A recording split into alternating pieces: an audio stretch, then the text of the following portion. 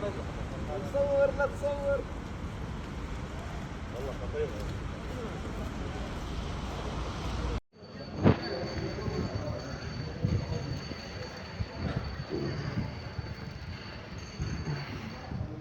Abi saçma oldu ya. Araçlar mahsur kalmış.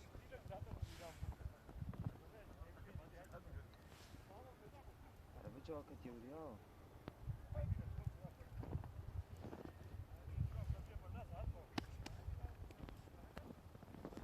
Arabata kişane.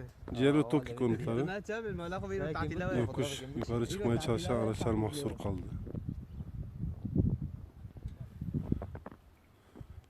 Şurada yokuştan rampadan aşağı gelen iki araç kaza yaptı. Bir araç devrilme tehlikesi geçirdi.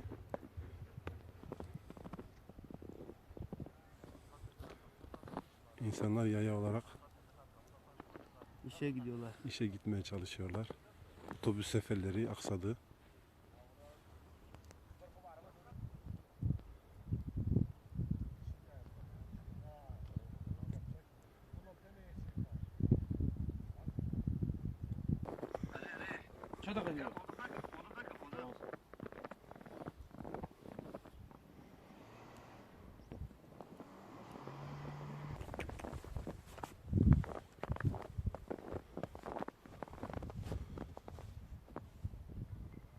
Bu zaten böyle şeymiş herhalde.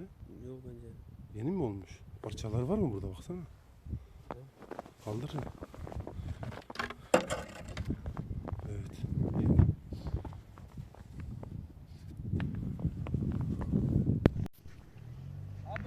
Arabalar mahsur kalmış şu an. Cialo Tavki rampa inişinde.